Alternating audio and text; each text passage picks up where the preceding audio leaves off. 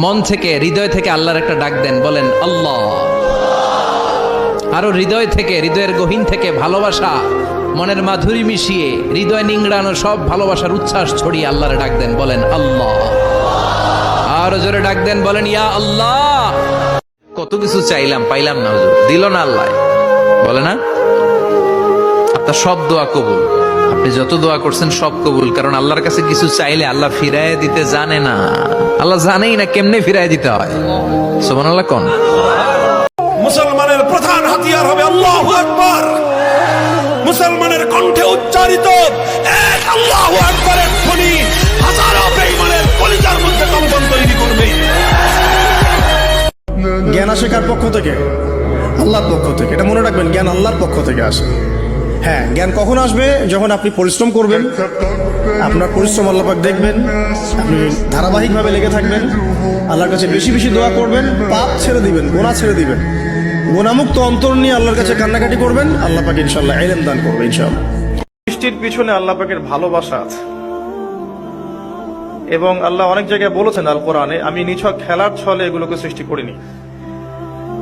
আল্লাহ পাক প্রতিটা সৃষ্টিকেই ভালোবাসেন, আর এর মধ্যে আল্লাহ পাক মানুষকে বেশি ভালোবাসেন।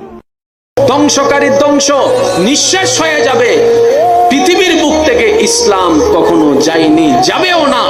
সমস্ত পতাকা নির্মূল হয়ে যাবে, ইসলামের পতাকা সসম্মানে মাথা উঁচু করে দাঁড়িয়েছিল, দাঁড়িয়ে আছে, ইনশাআল্লাহ দাঁড়িয়ে থাকবে। তিন ভাবে আমাদের দোয়া কবুল করে। পদ্ধতি নাম্বার 1, চাওয়া মাত্রই দিয়ে দেয়, বলে হ্যাঁ দিব তো দিয়ে দেয়, আমরা খুশি। পদ্ধতি নাম্বার 2, আমরা যাই, আল্লাহ এটা দাও, আল্লাহ তখনও বলে ইয়েস দেব। কারণ না বলে ফিরিয়ে দিতে আল্লাহ জানেন, দেব, তবে সাথে সাথে দেন না, লেটার অন, দেরি করে। কখন দিলে আমার জন্য ভালো, এটা আমার চেয়েও ভালো জানে কে? দেরি করে দেয়। পদ্ধতি নাম্বার 3, আমি চাইলাম আল্লাহ এটা দাও, আল্লাহ বলে ইয়েস দেব, সাথে সাথে দেয় না, দেরি করেও দেয় না, এটা কিয়ামতের ময়দানের জন্য তিনি রেখে দেয়। দুনিয়াতে চলতে গেলে দুঃখ কষ্ট হয় না? যারা ঈমান নিয়ে চলে ওদের দুঃখ কষ্ট বেশি হয়। তা আল্লাহ বলছেন টেনশন করো না, কষ্ট পেও না, তোমার রব তোমাকে ছেড়ে দেননি। বলে সাউফা ইউতিকা রাব্বুকা ফাতারদা, তোমার রব তোমাকে শীঘ্রই দান করবেন আর তুমি সন্তুষ্ট হয়ে যাবে। আলাম ইয়াজিদকা ইয়াতীমান ফাআওয়া, আল্লাহ বলছেন আল্লাহ কি তোমাকে ইয়তীম রূপে পাননি?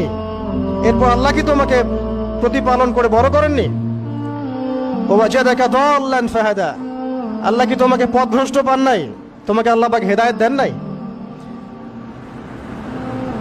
তো আল্লাহ যে এগুলো করেছেন, সে আল্লাহ তোমাকে পরকাল ইনশাআল্লাহ ভালো রাখবেন। বন্ধুদেরকে দেখে তোমরা চমকে যাবা, হায় করে তো জীবনে কোনোদিন ভাবি নাই তুই যে আল্লাহর ওলি। হায় হায় কিরে, তোরে তো ভাবি নাই, তুই কেমনে কাম করলি, তুমি কেমনে আল্লাহরে রাজি করলা। তখন কোরআনে আছে, আল্লাহর প্রিয় বান্দা বলবে ইন্নী জানান্তু আন্নী মুলাকিন হিসাবিয়া, ভাই আপনাদের সাথে চললে ফিরলে কি হইব, আমি জানতাম এমন একটা হিসাবের দিন আসবে। আর এই জন্য আমি একই বাজারে থাকলেও, একই জায়গায় বাজার করলেও, একই মহল্লায় থাকলেও আপনি যদিও নামাজ পড়তেন না, আমি ঠিকই নামাজ পড়তাম। এই যুবক ছেলেগুলো বুঝলোই না, কোনোভাবেই বুঝলো না, এরা বুঝলোই না অভাব যে আসতেছে, দুর্ভিক্ষ যে আসতেছে, এর চাইতে বড় মহামারী যে আসতেছে, এরারে বুঝানো গেল না। এদের মোবাইলের নেশা এরা ছাড়লো না, এদের নর্তকী দেখা এরা ছুটলো না, এদের নাফরমানি এরা ছাড়লো না, এক ওয়াক্ত নামাজ পড়ার অনুভূতি এদের জাগলো না। হায় যুবক, হায় মুসলমান ছেলে, তুই বদলাবি কোন দিন? বা এই যে আজকে আমাদের এত ভালোবাসার মানুষ, কত ভালোবাসা, মেসেঞ্জারে নক দিচ্ছে, মেসেজ সিন হয় না, তুমি কোথায়? ইনস্টাগ্রামে নক দিলাম, কই তুমি? তোমার মেসেজ ডেলিভারি হয়, সিন হয় না কেন? কল ধরো না কেন? কত টেনশন, কত ডিপ্রেশন। মরে গেলে সব শেষ, মরে গেলে সব শেষ। কেউ আর খবর রাখে না, কেউ নক দিতে পারে না, কেউ আমাকে নিয়ে চিন্তা করবে না। এটা নিয়ে একটু ভাববেন, দেখবেন যে আপনার যে পেইনটা আছে, আপনার মন যে ভেঙে চূর্ণ বিচূর্ণ হয়ে গিয়েছে, আপনি বুঝবেন যে ইটস নাথিং, এটা কিছুই না, আপনি ওভারকাম করতে পারবেন। আল্লাহর কাছে তোমার কি মূল্য আছে? হে আল্লাহর কাছে তোমাদের কি মূল্য আছে? তোমরা কি 5 ওয়াক্ত নামাজ পড়ো? তোমরা কি পর্দা করো? তোমাদের মধ্যে হায়াবোধ কিছু আছে? তোমরা মানুষকে ভালো কিছু শেখাও, সমাজকে ভালো কিছু দাও, শালীন কিছু দাও। আল্লাহর কাছে তোমাদের কি মূল্য আছে? নবী সাল্লাল্লাহু আলাইহি ওয়াসাল্লাম তো জাহান্নাম দেখে এসে এই কথাটাই বলেছেন, আমি জাহান্নাম দেখে আসলাম, সেখানে বেশিরভাগ অধিবাসী হচ্ছে মেয়ে, নারী। কি কারণ? তারা এমন কাপড় চোপড় পরে বাইরে ঘুরতো, যেই কাপড় পরেও তারা নগ্ন থাকতো। আমি কি ব্যাখ্যা করতে হবে? আপনি দেখতে পারেন না? এবং তারা স্বামীর সাথে কুফরি করত। সারা জীবন স্বামী যদি তাদের ভরণ পোষণ দেয়, ভালোবাসে, মহব্বত করে, তাদের জন্য জীবনটা ক্ষয় করে ফেলে, এক পর্যায়ে গিয়ে বলবে সারাটা জীবন তোমার কাছে কিছুই পাইলাম না।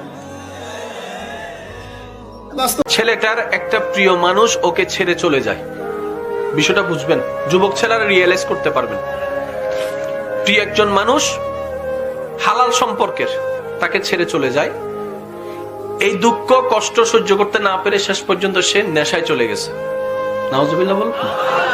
আল্লাহ আমাদেরকে হেফাজত করুন। আবেগও দরকার, বিবেকও দরকার, কিন্তু সবসময় বিবেক। 24 তারিখ শুক্রবার আমাদের প্রথম রোজা। সবাই খুশি হয়ে থাকলে বলে যাবেন আলহামদুলিল্লাহ।